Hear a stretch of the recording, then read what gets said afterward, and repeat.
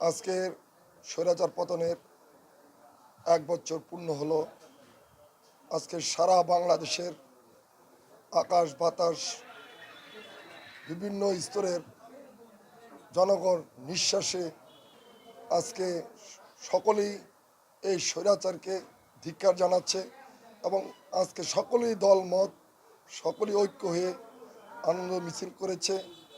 আমি বাংলাদেশের আপামর জনগণের যারা শহীদ হয়েছেন জেলা শ্রমিক দলের পক্ষ থেকে তাদেরকে রুহের মাগফিরাত কামনা করছি এবং যারা আহত হয়েছেন জেলা শ্রমিক দলের পক্ষ থেকে আল্লাহ পাক রব্বুল আলামিন তাদেরকে সুস্বাস্থ্য কামনা করি। দেশ আগে, দেশ যদি না থাকে আপনার আমার কারোরই 10 টাকার মূল্য নাই। আজকে আমরা সকলেই দেশকে ভালোবাসতে হবে।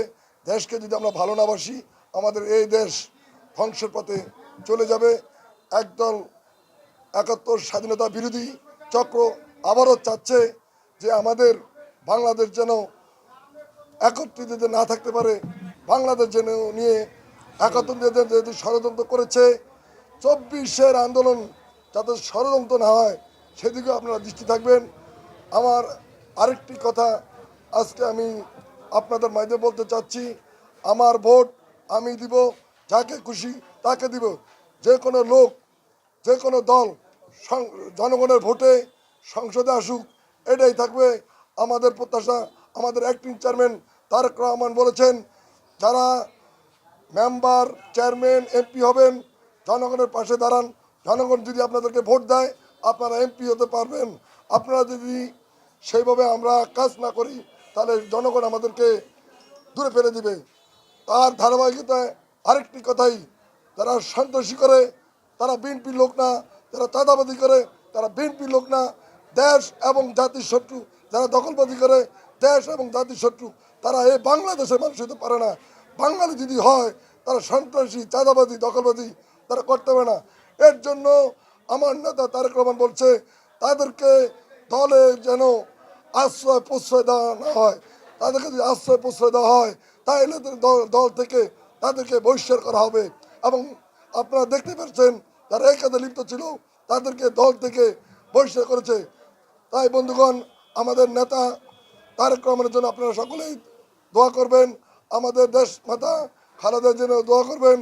ভোলার সদর 1 আসনের আলাজ গরানবী আলমগীর জন্য দোয়া করবেন, যাতে 2026-এ ভোলার সদর 1 আসন থেকে সে যে নমিনেশন পেয়ে ধানের শীষ প্রতীক পেয়ে বিপুল ভোটে জয়যুক্ত করতে পারে। এই মিডিয়ার মাধ্যমে সকলকে আহ্বান জানাবো।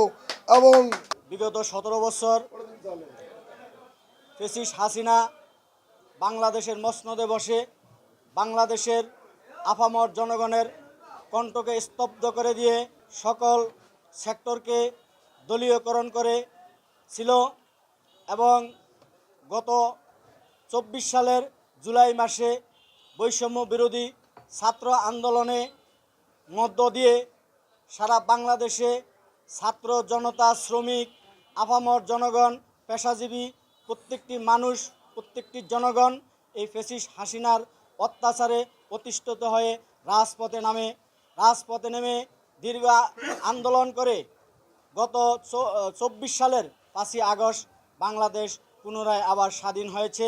আমরা সেই স্বাধীন দেশে এখন বিচরণ করতেছি।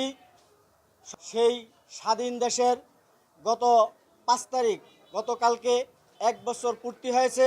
সেই 1 বছর পূর্তির জন্যই বিজয় র্যালি, কেন্দ্রীয় কমিটি বিজয় র্যালি ঘোষণা করেছে। সেই কেন্দ্রীয় কমিটির প্রোগ্রামের ধারাবাহিকতায় ভোলা জেলা বিএনপিও সেই আজকের র্যালির আয়োজন করেছে। সেই র্যালিতে আমরা ভোলা জেলা শ্রমিক দল সর্বত্রভাবে এই র্যালি সফল করার জন্য সর্ব এলাকা থেকে থানা, পৌর, ওয়ার্ড, ইউনিয়ন থেকে আমাদের শ্রমিক ভাইয়েরা এসে আজকের এই বিজয় র্যালি এবং বিজয় দিন উপভোগ করেছে। আমরা আজকে বিজয় র্যালি উপভোগ করায় আপনাদের প্রিন্ট মিডিয়া এবং ইলেকট্রনিক্স মিডিয়া আমাদের এই বিজয় র্যালিকে যেভাবে উপস্থাপন করেছেন আমরা